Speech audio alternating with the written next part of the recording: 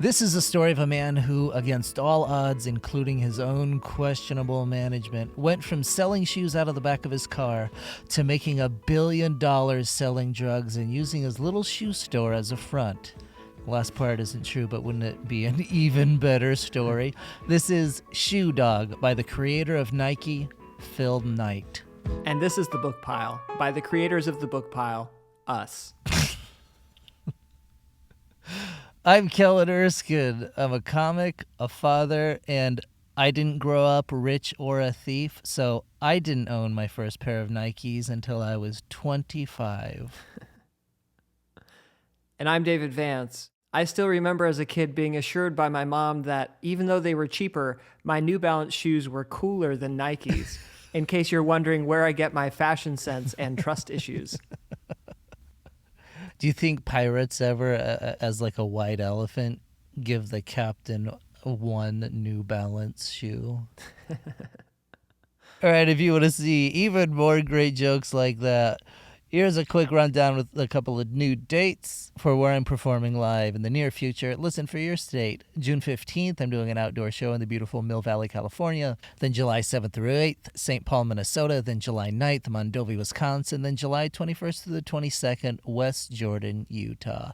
Go to kellenerskine.com for tickets. A bunch more dates coming soon. Wait, what about the one in December that you're already plugging? Oh, that's right. December 9th and 10th, I believe. I will be in Des Moines, Iowa. I want to see how ahead of time you can sell out that Des Moines show. Oh, yeah.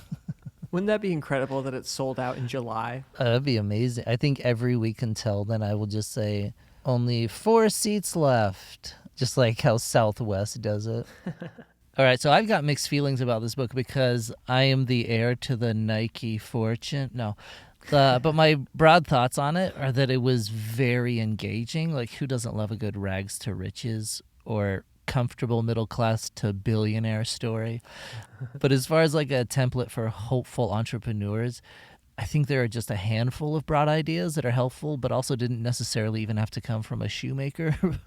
Because most of his story is just an example of how sometimes success comes from someone who combines, of course, hard work with also tons of luck, chance encounters with incredibly skilled people, having those people stay despite their unique work being underappreciated, and also by lots of lying. I'm just saying, it's odd to me that this book had been recommended to me by 2 different successful business owners, because it's like, so did you like this book because it helped you or because it validated your toxicity?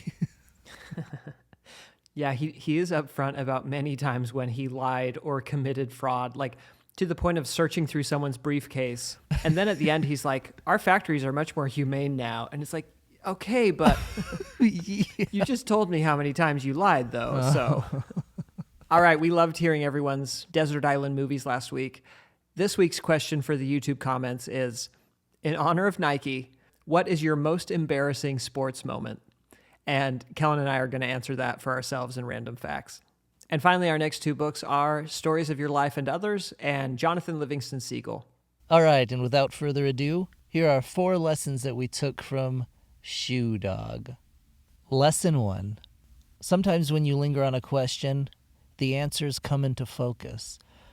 Like when you're thinking, should I start a podcast? It would take up so much of my time, and then a pandemic shuts the world down. So we've touched on examples from books like Deep Work and Leonardo da Vinci, where people who allow themselves long periods of time to dwell on questions will often find the answers just in the world around them. Like how Einstein, after stewing on the relationship of time and space for months, came up with the seed of the theory of relativity one night in a taxi when he looked back at a clock tower and imagined that time would appear stopped if his taxi traveled at the speed of light away from the tower, because the light of the clock wouldn't catch up to him. Or how Newton was sitting under a tree one day and an apple fell on his head and he got the idea for stronger hats. In Shoe Dog, this principle happens a few times in the story of the evolution of shoe design, and my favorite 2 were, first, when the Japanese shoe designer Onitsuka was eating sushi. He noticed a tentacle of an octopus he was eating and came up with the idea to install suction cups inside the sole of the runner's flat.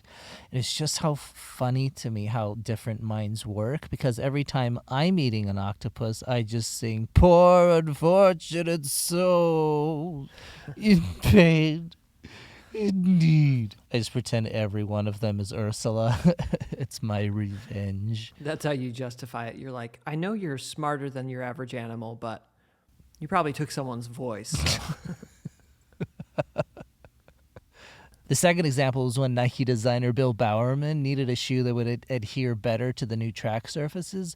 And when his wife was making waffles one morning, he had a eureka moment, took the waffle iron in his garage and poured urethane on it, killing everyone in the neighborhood with fumes. But when he was running away from the police, he noticed that his sneakers... But the waffle iron, it started an iterative process that resulted in that waffle grid pattern that many running shoes still have today. And I personally don't have a waffle iron, so to make waffles, I just make pancakes and then jog on them. My personal theory about this is that it isn't just that inspiration suddenly hits at random times, but it's more that these people were thinking on their question a lot of the time, and their brains consciously or subconsciously were just trying to make connections. Like, I'm sure Bowerman just didn't out of the blue go, "Oh, waffles." Like, I'm sure that morning it was on his mind and his brain was just going around the room like, could we make shoes like a light switch? No. A spoon? No. A Captain Crunch? And then after like 20 of these, he saw the waffle iron. One of my favorite stories about this concept was in the middle of production on Star Wars, the first one, not the 27th spinoff or whatever we're on now. George Lucas discovered that a British TV show called Space 1999, it had a spaceship in it that looked like the ship they'd already designed for Han Solo. So he gave Joe Johnston, a designer, 1 week to draw up a brand new unique ship. Wow. But that he had to use the cockpit and radar dish of their original, since those things had already been completed for the filming model. So that night at 2 a.m., as Johnston is looking around the room, he sees a Millennium Falcon. No, he notices dirty dishes in the sink. He takes 2 of the plates, flips one over on the other, sketches it, puts boosters on the back and triangles on the front just to give it direction. You're kidding. And then to solidify its uniqueness, he put the cockpit that he was given oddly over, like asymmetrically on one side, and then he draws the radar on the other side just to balance things out. Wow. And boom, the most iconic spaceship in history was born at around 4 a.m. in a kitchen. That's crazy. But I think the real lesson here is that Britain was super wrong about the year 1999. And yet with all that, when George Lucas was like, "Oh crap, I copied half my plot from Dune. Keep it the same." So my personal takeaway is that if you're stumbling with a question, I don't recommend an instant reaction to just go to Google for interesting spaceship designs or what shapes are good for shoes. Like maybe just take time to think and look around. It seems to work. All right, lesson 2. If you do work, maybe you should get paid. Kellen, imagine this. Every 4 years, there's a comedy Olympics, and you are picked as one of the USA's comedians to go and represent your country in stand-up. But the committee says, "Oh, by the way, this comedy you've spent your life on, to keep it pure, you can't get paid for it. You should do it for the love of comedy." What's your reaction? To apply at Walmart. So he talks about Prefontaine and these incredible Olympians and how bureaucrats just got to decide that if you do the Olympics, you can't be paid. And isn't it crazy how you can be a mediocre person in power and just decide someone world-class doesn't get money? Yeah, that's wild, especially when so many jobs around the Olympics are monetized. I know. Like these unathletic newscasters, they get paid to talk about the people Right. doing sports. I think those bureaucrats should just do their job for the love of bureaucracy. Also, I've noticed The people who say others should be unpaid are never unpaid. Oh, that's such a good point. Dabo Swinney, that coach who doesn't want to pay college athletes, is on an $115 million contract. And no one is giving that man concussions. He says paying athletes would devalue education. You know what else devalues education? Hitting people in the head. But you're still okay with that for 115 mil, right, Dabo? All right. Lesson 3.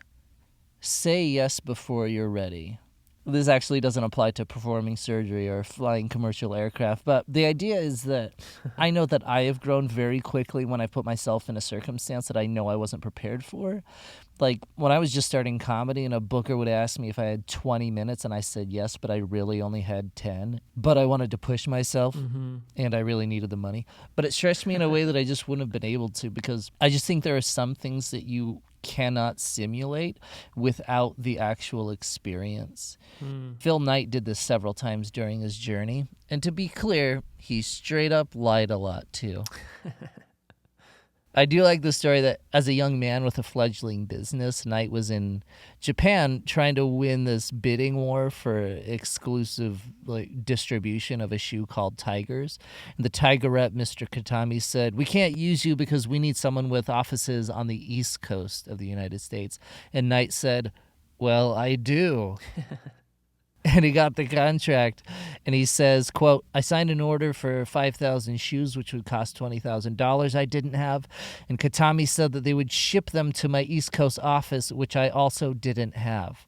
And, I mean, he did go back to the States and secure a loan and frantically lease an office, so it eventually became true. But that's like, I don't know if I've shared this story, but I once briefly met Judd Apatow at his production office in Los Angeles, and I didn't know how to start the conversation, so I just said that I loved his documentary on Gary Shandling and that it made me cry, but I hadn't actually seen it. I didn't tell him that part. It was just the most recent thing that he'd done, and I know that artists never want to think that their best work is behind them. But later that week, I did watch it, and I did cry, and not just to be retroactively honest. You sat there slapping your own face. Desperately cutting an onion. Also, going back to this meeting with the Tiger Shoe Company, Dave, don't you think it was way easier to do fake business before Google?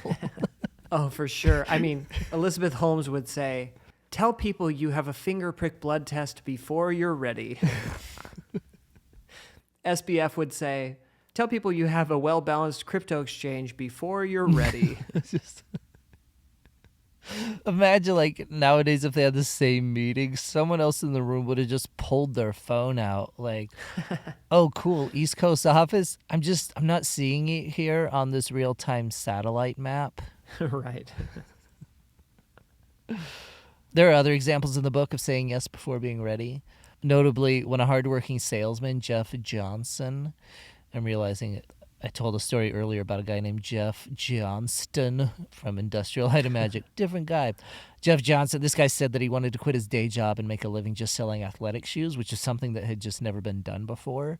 But he did it, and it worked. Then later, Phil Knight made Johnson run an entire factory when Johnson had zero experience. Wow. I guess that's an example of when someone makes you say yes before you're ready. Yeah. So I don't necessarily agree with that, but again, this isn't really a self-help book either.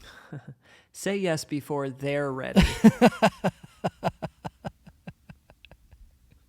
It's funny you led with surgeons and jet pilots, because have you heard the idea of one-way doors and two-way doors? No. I may have heard it first from Amazon, but it's this idea, a two-way door is a decision that's very easily reversible. And the idea is just make the decision, and if it's wrong, unmake it. Mm-hmm. And then a one-way door is something that's very irreversible, like, a brain surgery or flying a jet. But the idea there is prep, and then make the decision, because this will not be reversible. Sure. Now, I don't know that for me, lying about having a factory is as much of a two-way door as he seems to think it is.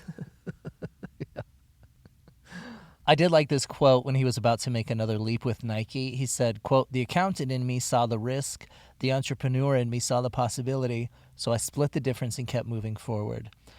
I would just add asterisk. This is also the guiding principle that almost collapsed his company of thousands of people with families. How is it splitting the difference to only do what the optimist wants?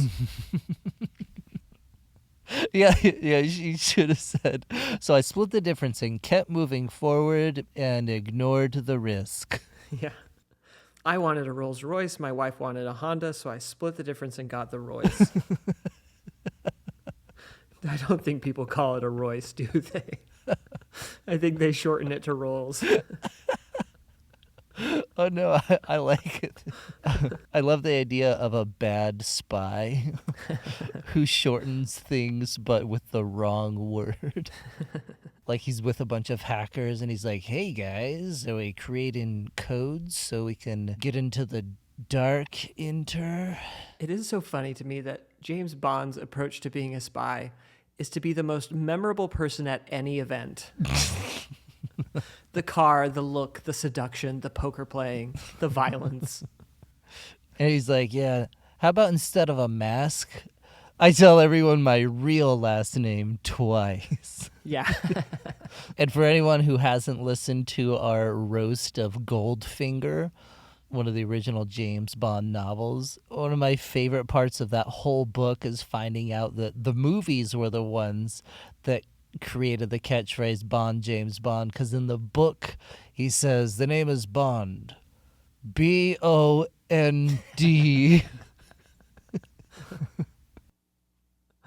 Anyway, my takeaway from this is that if you don't feel ready for something or are embarrassed, you'll be perceived as incapable. I made up this helpful saying for you. Just do it. All right, lesson 4. How do we answer difficult questions? Get ready, this one's going to be really funny.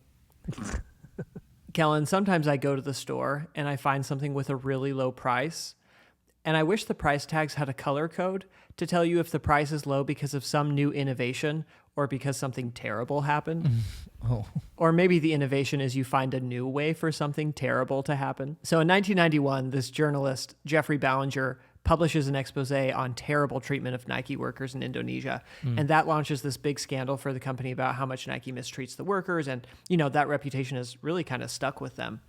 Well, fast forward 25 years to this book, and Phil Knight is talking about how much better it is now. And I really hope that's true. Yeah. Here's a quote from the book. He says, "Today, the factories that make our products are among the best in the world. An official at the United Nations recently said so. Nike is the gold standard by which we measure all apparel factories." I looked up that quote and it's on a bunch of sites, but they're all just quoting the book. So what, this UN person just told you that in a private conversation? And you were like, "Oh, that's so nice. Thank you. I'm going to put that in my book." You can say whatever you want in your book, especially this book about how you're a liar. And by the way, each night the shoes are made by elves. Also, I've read that he's donated over $2 billion to charity. And it's like, how about instead of that, you could have divided up $2 billion and just raised the salaries of every third world employee? But you know it's more fun to get a library at Stanford. If you give money to someone in Bangladesh, they don't name a building after you and let your kids go to school there for free. Now, I think Nike has improved. They talk about the efforts they've made. But on the flip side, I don't know how I can know that because Nike has hundreds of factories in dozens of countries, you know, different regulations everywhere, different levels of how easy it is to do journalism. And then, I don't know if you saw it, there's that report a couple years ago that said, you know, it looks like Apple and Nike were using enslaved Uyghur laborers in China, whether they knew it or not. And so I'm chewing on how to approach this, especially right now because, you know, we're working on our game and we're working with factories abroad. Yeah. And wouldn't you hate it for your whimsical, magical game to have been made in hell? Right. Told you that point was going to be real funny. All right, random facts. As a young man on a trip to find himself in Europe, Phil Knight is standing at the columns of the Acropolis. On the left was the Parthenon. On the right is the Temple of Athena Nike, the bringer of Nike or victory. And with that, he initially called his company Blue Ribbon. Because you always want an athlete to sound like a prize hog. So he makes a big deal about going to Japan right after World War II. Like, how can I collaborate here? We were just barely at war. We were enemies. This is crazy. And then later on in his trip, as an afterthought, he's like, then I went to Italy and la-di-da. I don't know how Italy pulled it off, but compared to Germany and Japan, we really let them get away with World War II. That's a good point. I was going to mention this earlier. I was so excited to read or listen to this book because I wanted to know the story behind Air Jordans. Mm-hmm. That was like my main interest. But then he barely mentions it, other than when he briefly brings up this employee, Rob Strasser, and he says, quote, he was instrumental in getting the Michael Jordan contract, end quote. And that's it. A boring thing you probably want to know nothing about. It's insane. So last night I actually watched the movie Air, which tells the story of Air Jordans. Uh-huh. And if it's all true, it actually makes sense that Knight doesn't write about it because he was initially so against it. Oh, I mean, that makes sense. Yeah, and he really had nothing to do with it other than owning the company. But it's just so wild that he wouldn't even talk about it because in 1984... they were third behind Adidas and Converse. The most they'd ever sold with a single shoe line was $3 million in a year. And then that year, the year they signed Jordan, those shoes alone made them $126 million. Holy cow. So it's one of the biggest drivers of their success. It was the biggest drive. They skyrocketed to number one, from which they've never come down. They make an average now of $4 billion annually just on Jordans. Oh my gosh. And it gets one sentence in the whole book. That's bonkers that Jordan didn't get a bigger piece of that pie. At the end of the movie, it said that he makes $400 million a year in passive income. 400 a year? Holy cow. Man, we need a Patreon. Uh-huh. We should do branded reading glasses, or in my case, listening glasses. I like this quote. He says, "This is what sports are. Like books, sports give people a sense of having lived other lives, of taking part in other people's victories and defeats. The spirit of the fan merges with the spirit of the athlete, and in that convergence, in that transference, is the oneness that the mystics talk about." Kellen, you know how when the Orioles lose, Tibetan monks get really drunk and yell at their kids? Anytime a 45-year-old passes out mid-bar fight, covered in green body paint, retching on his wife's shoes, he thinks, this is what it's like to be a Swami. I actually really like that quote, but I couldn't help it. I get it, that it is fun to be, especially at an event, and you become sort of this hive mind in support of your favorite two colors of fabric. Yeah. But I think elevating it into mysticism is just to make your own sports fanaticism seem important. I know. Yeah, because what is a more common sports experience? That you feel this overwhelming oneness with the universe and the athlete, or that you get pissed about the refs? Oh. Which I guess is oneness with the athlete. So I thought that I had written a funny joke about how Phil Knight, when he was giving the octopus example that I mentioned earlier, in his words, he said that Mr. Onitsuka noticed, quote, the suckers on the octopus's leg. And I was like, this guy is so into running that he calls octopus tentacles legs.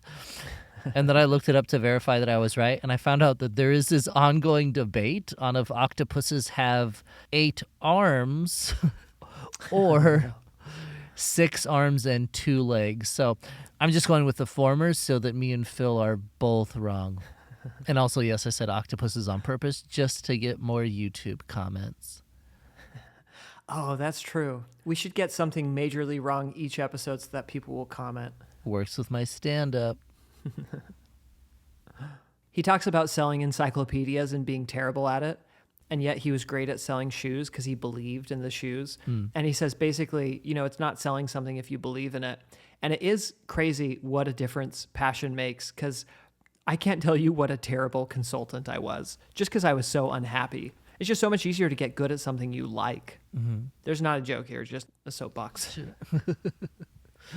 Speaking about caring about what you do, Phil Knight says that that's why he connected with Jeff Johnson, the salesman I mentioned earlier, because Johnson also believed that running was important and meditative, and he cared about runners' feet. And in 1965, no one ran for fun. I found this fascinating. Phil Knight says, quote, running just for the pleasure of running, running for exercise, for endorphins, running to live better and live longer. These things were unheard of. Isn't that crazy? Like that.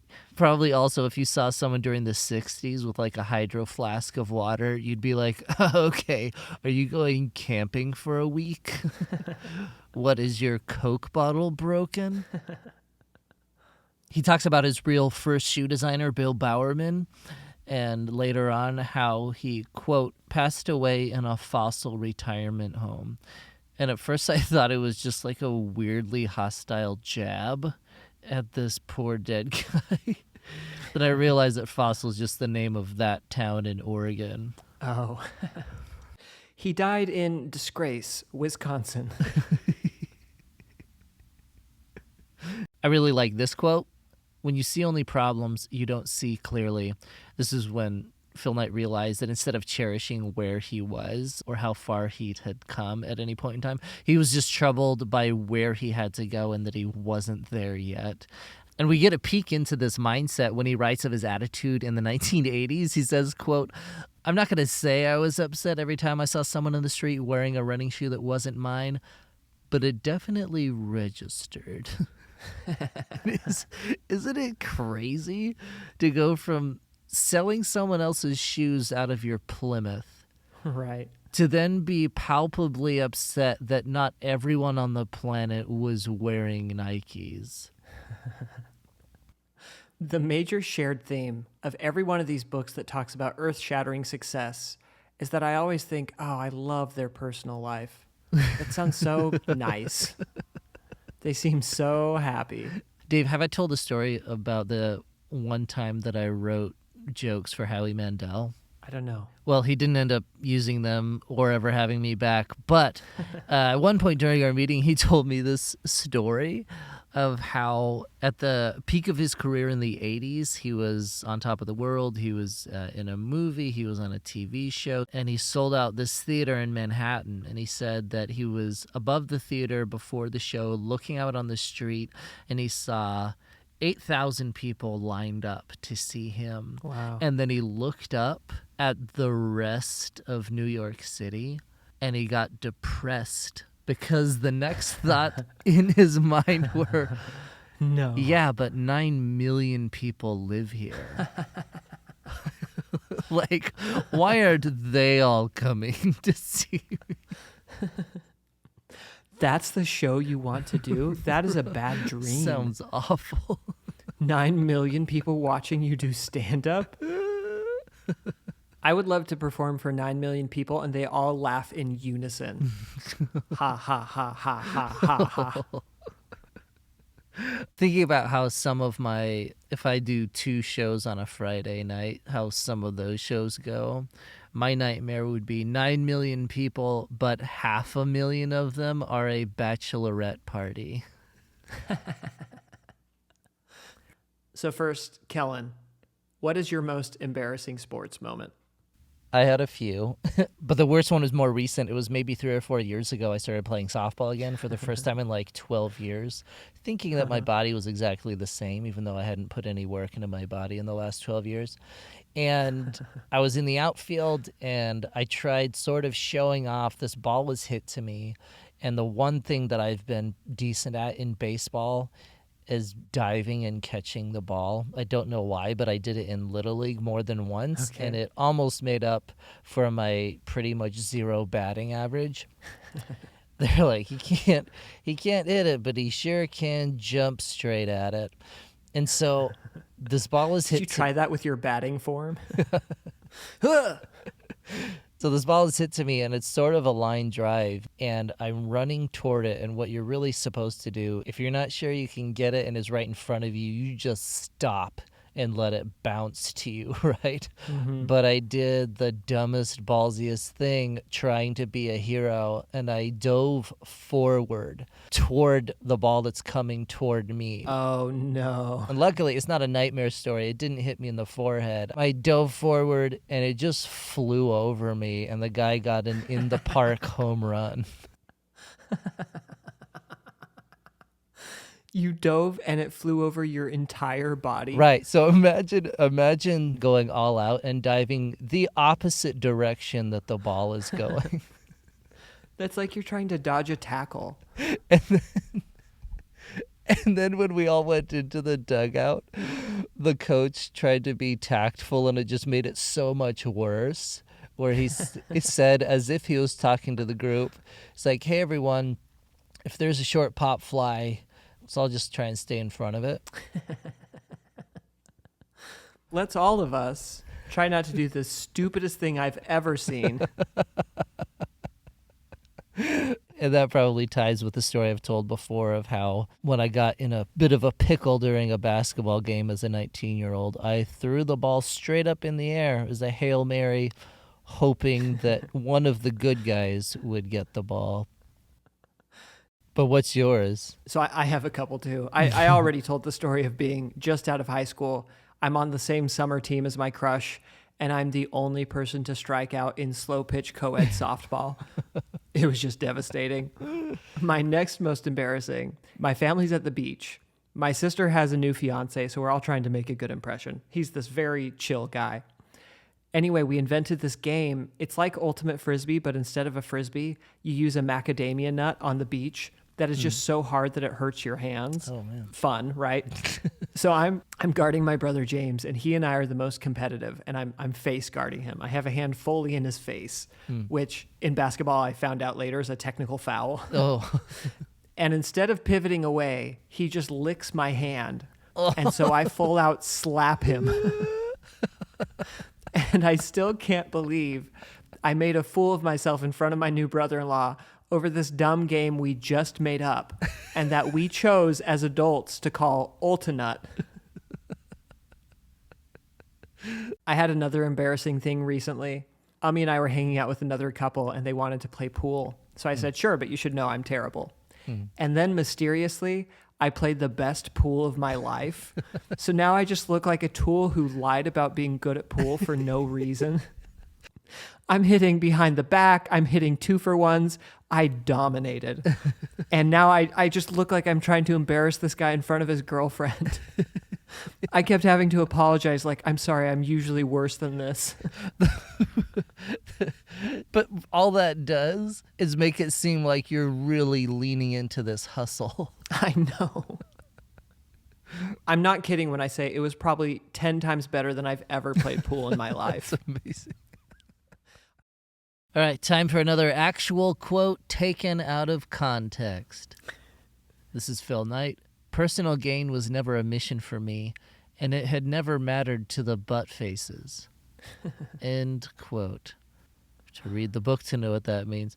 Remember in the book The Storyteller when Dave Grohl would describe stuff like, it was as faded as a vintage synthesizer.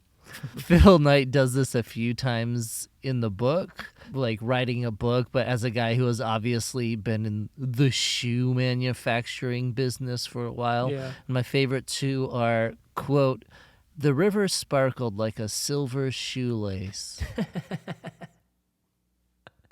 In another one, during a lawsuit, he describes the judge as having, quote, a face that looked like it had been made in a factory.